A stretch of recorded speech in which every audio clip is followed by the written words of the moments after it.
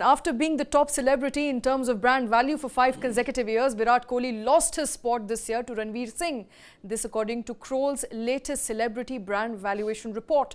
Actor Ranveer Singh emerged as the most valued celebrity of 2022 with a brand value of $181.7 million. Kohli's secured the second rank with a brand value of $176.9 million, and Akshay Kumar held a steady third position with a brand value of $153.6 million. Curiously, there is only woman sportsperson in the top 25. There's just one woman sportsperson, and that is PV Sindhu at number 23. So very interesting figures coming in there. With me in the studio continues to be Rakesh. Also joining me is Amit Ranjan. Amit, coming to you first, what according to you were the main reasons behind Virat Kohli losing his position? Thank you, Shweta. This one is curious. Ranveer Singh has not had a good run at the movies in the last 1 year. The last two movies were disappointing duds at the box office. But despite that, so what I can make out from this survey is that he is held more as a style icon more than an actor. Okay. And that accounts for his following. He has, curiously, he has gone up almost 115% in his brand value, while Virat Kohli has lost just a little bit from the 185 to 176. So that big jump explains a lot, raises quite a few questions, that it is not just about being successful at the box office that accounts for your celebrity brand value. Okay. Yeah. Okay. Harish Bijur, who is a brand strategist, is also joining us. Rakesh, I want to come to you first. What exactly led to Virat Kohli losing on his position after 5 straight years of being number one? Shweta, first of all, I think, while we talk about these numbers, these are not absolute numbers, because these are, again, in the realm of perception. Because there's some science to it, but there's not all science to it. So in that sense, they can be counted upon and equally discounted as well.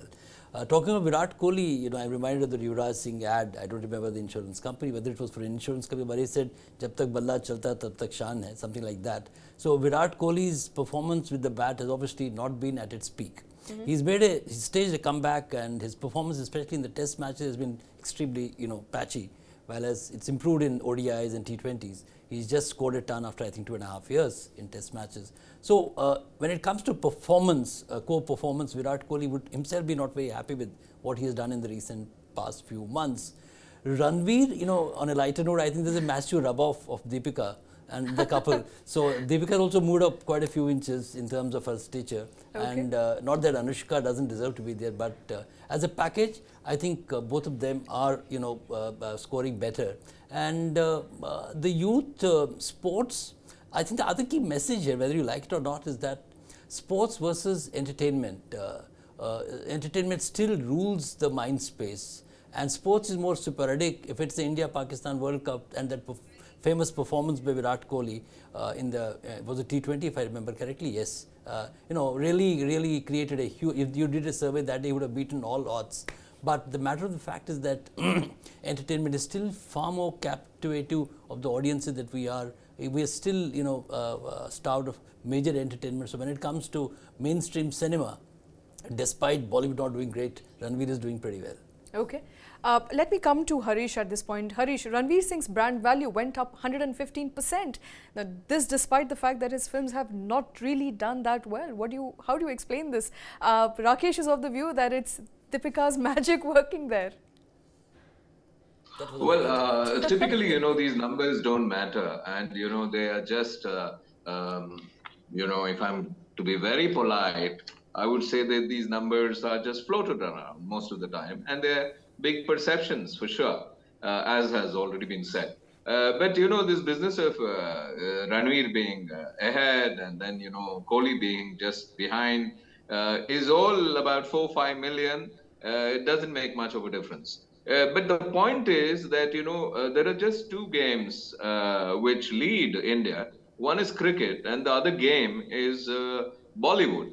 And sadly, it isn't Indian cinema, but it is what used to be called Bollywood. So if you look at it, I think, there are big stars from the deep south who haven't yet come into the brand endorsement kitty or into the overall kitty. But if they do come in, you will see a lot of action here and a lot of traction. Because Bollywood seems to be so yesterday, right?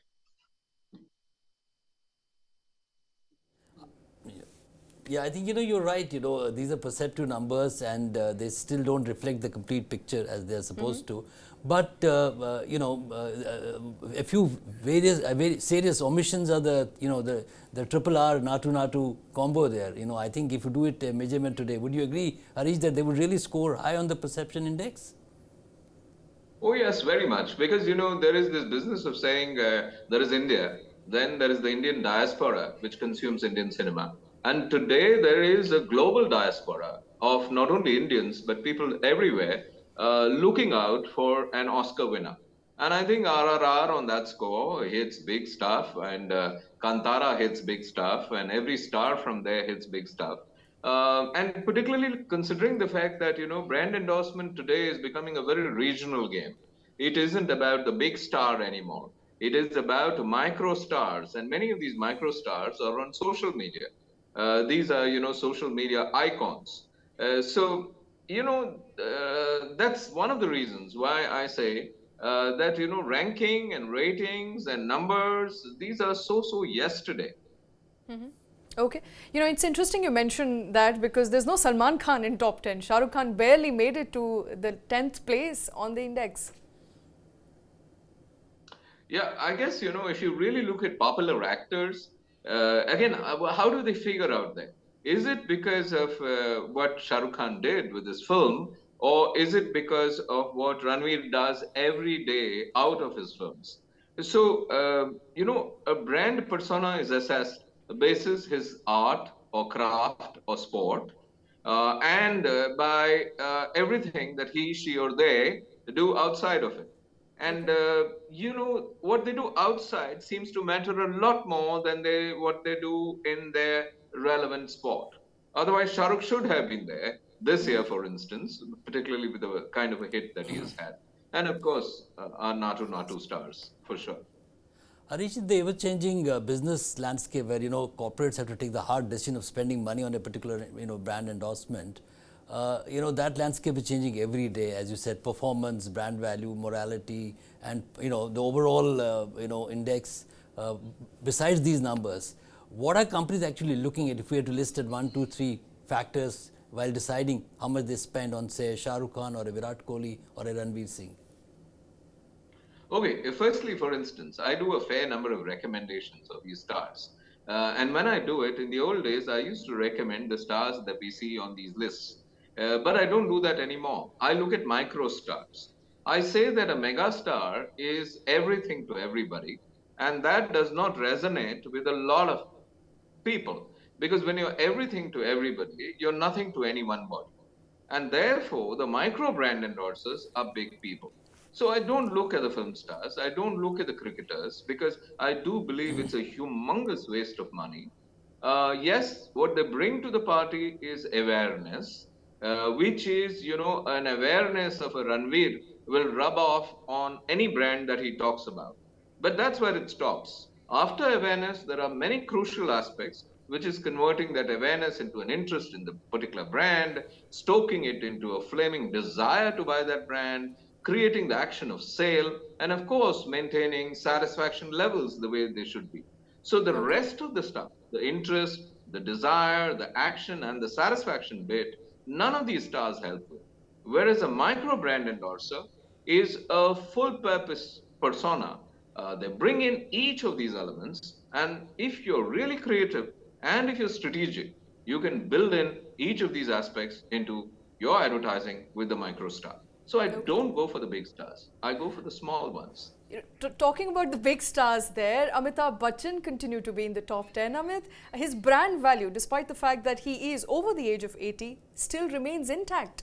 If he's a mega star, he should be actually everything to everybody and not any one thing, like Sir said.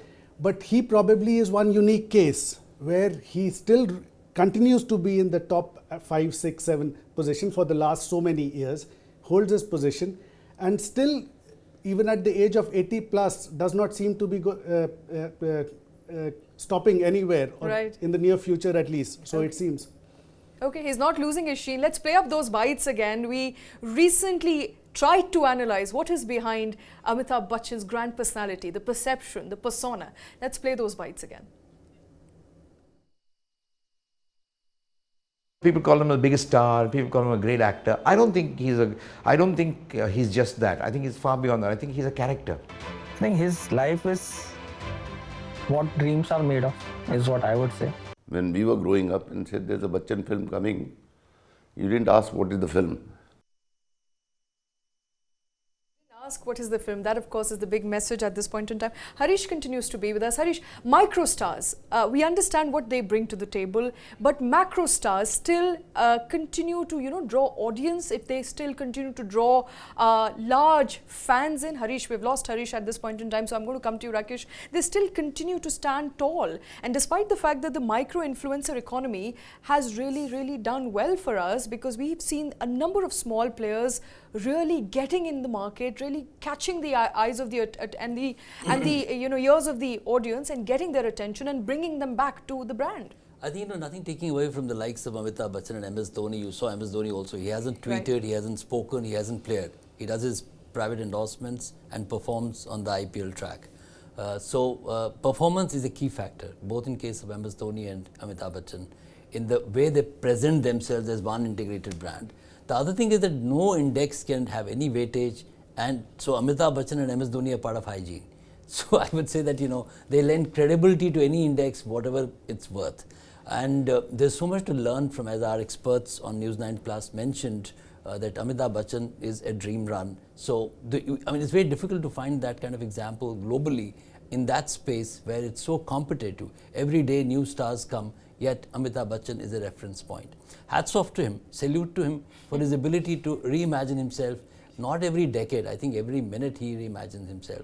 He's unaware, he's tweeting about his status, so he's so much connected. Same with MS Dhoni, he's preparing for the IPL next month or the end of this month, and he's already won the title 4 times. We really don't know whether he's eyeing up a 5th title. So that's how it is. He already has the maximum number of global titles for India in the world of cricket, in the international arena. So that's where it is. Any index will have credibility if these two guys are there. Okay. And they also bring credibility to themselves by continuously performing and continuing to challenge. Okay, and also I think perhaps lending some value to the fact that their age is just a number, Rakesh. Age anyway is just a number. Age is just a number.